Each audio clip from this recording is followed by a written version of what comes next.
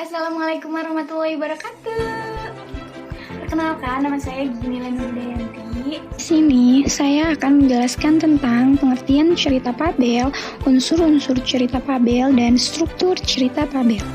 Sebelum saya menjelaskan tentang pengertian cerita fabel, ada yang pernah ingat apa itu cerita fabel? Cerita fabel adalah salah satu bentuk cerita tradisional yang menampilkan binatang sebagai tokoh cerita. Binatang-binatang tersebut dapat berpikir, berinteraksi layaknya manusia, dan juga mempunyai permasalahan yang dialami oleh kebanyakan manusia. Tokoh binatang yang berperan dalam fabel memiliki karakter seperti manusia. Karakter mereka ada yang baik dan ada juga yang jahat. Mereka mempunyai sifat jujur, sopan, pintar, cerdik, pemalu, dan suka memberi. Namun ada juga binatang yang jahat.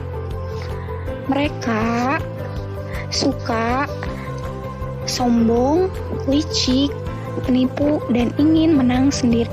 Selanjutnya adalah unsur-unsur fabel. Coba ada yang tahu tidak unsur-unsur fabel itu apa?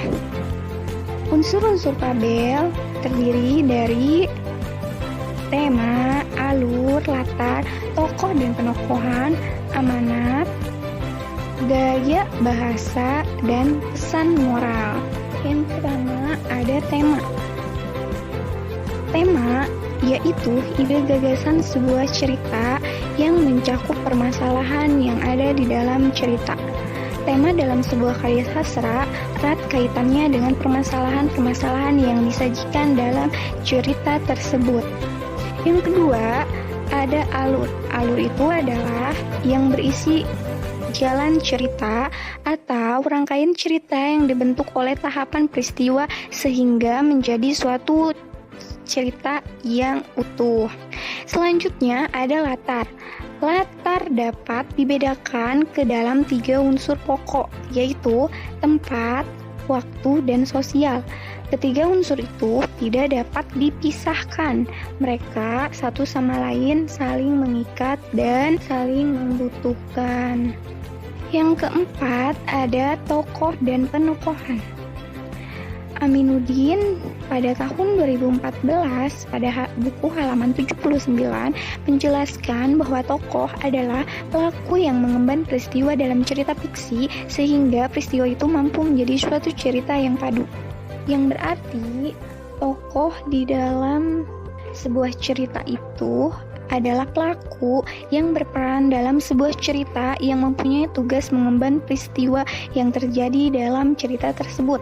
Dalam cerita binatang atau fabel, tokoh-tokoh yang dihadirkan dalam cerita itu yaitu binatang-binatang yang mempunyai sifat seperti manusia, yang diberi nama si kancil, sang harimau, kera, buaya, anjing, gajah, bebek, dan lain sebagainya.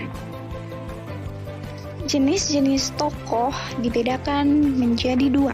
Yang pertama, tokoh utama dan tokoh tambahan.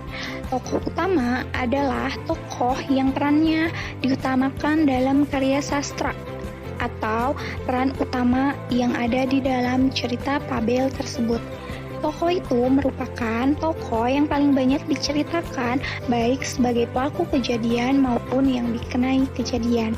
Sementara itu, tokoh tambahan adalah tokoh yang biasanya menggantikan tokoh utama. Yang kedua, ada tokoh protagonis dan antagonis. Tokoh protagonis adalah tokoh yang berbuat kebaikan atau pembawa misi kebenaran dan nilai-nilai moral yang berseberangan dengan tokoh antagonis. Sementara itu, tokoh antagonis adalah tokoh penyebab terjadinya konflik yang berposisi dengan tokoh protagonis.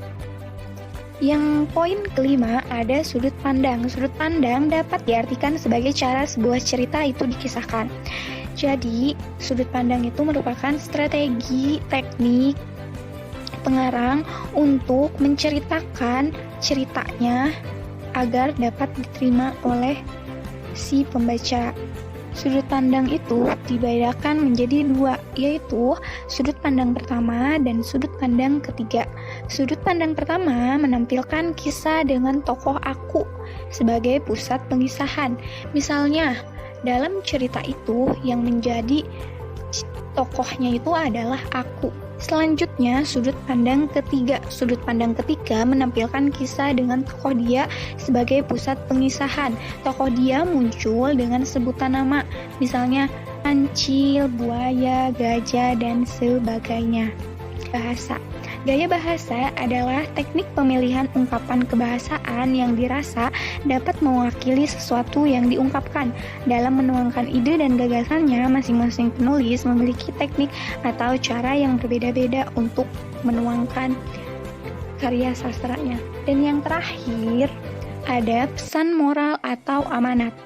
Secara umum, moral yaitu ajaran tentang baik atau buruknya sesuatu yang dapat menjadi pelajaran untuk kehidupan kita sehari-hari. Sedangkan amanat adalah pesan pengarang kepada pembaca, baik tersurat maupun tersirat, yang disampaikan melalui karya cerita yang telah kita baca. Yang selanjutnya adalah struktur cerita fabel. Secara umum, menulis fabel harus sesuai dengan struktur yang ada. Struktur cerita fabel meliputi orientasi, komplikasi, resolusi, dan koda. Yang pertama ada orientasi. Orientasi yaitu tahap perkenalan, yaitu memperkenalkan siapa para pelaku, apa yang dialami pelaku, dan di mana terjadinya. Yang selanjutnya ada komplikasi. Komplikasi yaitu awal mula konflik muncul dan para pelaku yang ada di cerita itu mulai bereaksi. Kemudian konflik meningkat dan klimaks konflik mencapai puncak. Dan yang selanjutnya resolusi. Resolusi yaitu konflik terpecahkan dan menemukan permasalahannya. Dan yang terakhir koda. Koda yaitu bagian terakhir dari struktur cerita Babel yang berisi perubahan yang terjadi pada tokoh dan pelajaran yang dapat dipetik dari suatu cerita yang telah mereka paparkan.